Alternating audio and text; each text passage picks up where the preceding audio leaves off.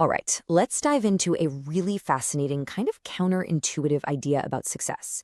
What if the most life-changing connections you'll ever make are with people you've been completely overlooking?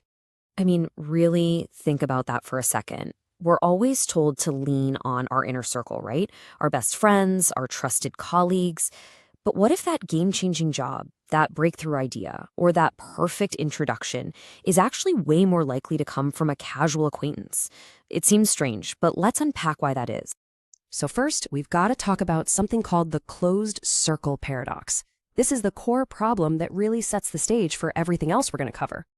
Look, your close friends are absolutely essential.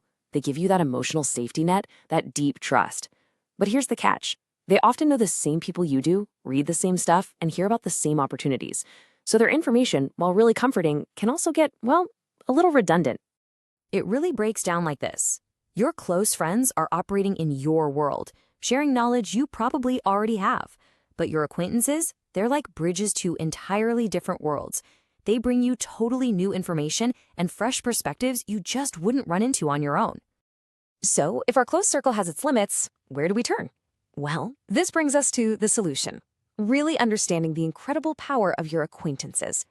Okay, so let's get our terms straight. First up, you have strong ties. This is your inner circle, your family, your best friends, those trusted mentors. They are your foundation.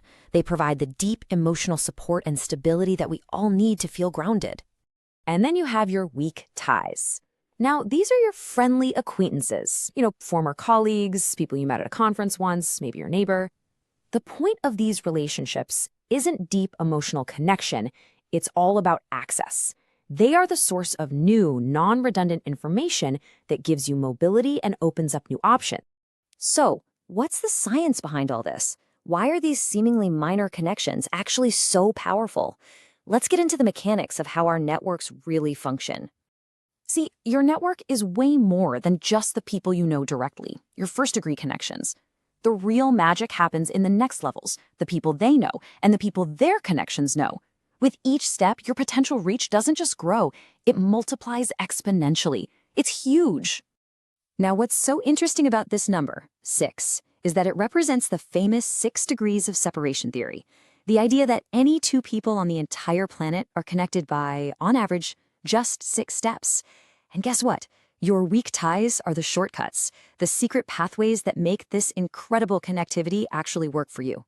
So, weak ties create all this value for a few key reasons. For one, they give you access to that vital non-redundant information. They plug you into network effects with that massive exponential reach. There's also less social gatekeeping. It's often way easier to ask an acquaintance for a small favor than a close friend. And of course, they expose you to a diversity of thought. But my favorite part? They create what feels like luck, but is really what you could call engineered serendipity. It's that moment a former colleague posts about a job opening that is perfect for you right when you start looking. That's not luck. That's your network doing its job. Now, I know what some of you might be thinking. Ugh, this sounds exhausting. I hate networking. And I get it. But the best part is that cultivating these ties doesn't require burnout or that aggressive transactional behavior we all hate. The whole mindset shift you need is right here. It's about maintenance over hustle. This isn't about constantly grinding to find new contacts. It's about light, consistent maintenance of the connections you already have. And it's so simple to do. You can just share a helpful article, send a quick thinking of you message once in a while, offer a small piece of advice, or make a simple introduction between two people. These are tiny, low-effort actions that keep that connection warm without any pressure at all. Okay, let's zoom out for a minute, because this strategy is about so much more than just your career. It's really about building a wider, more resilient life overall. And here you can see the beautiful balance we should all be aiming for. We need our strong ties for that deep support, trust, and stability that ground us. But we also need our weak ties for opportunity, access, and the resilience to navigate change. One isn't better than the other. They just serve different but equally vital purposes. And the benefits go even further. Having a wide network helps you avoid those echo chambers that can trap us in just one way of thinking. It constantly exposes you to new ideas, which encourages learning. It builds your personal resilience, giving you more paths to follow when one closes. And on a bigger scale, it makes our entire community stronger. So if you remember just one thing from all of this, let it be this. Strong ties keep you grounded, while weak ties keep you moving.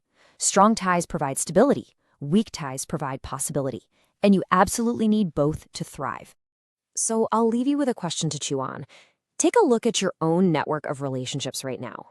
Is it built primarily for the comfort and safety of the familiar, or is it also built for growth, for possibility, and for all those unexpected opportunities that make life so exciting? The choice is yours.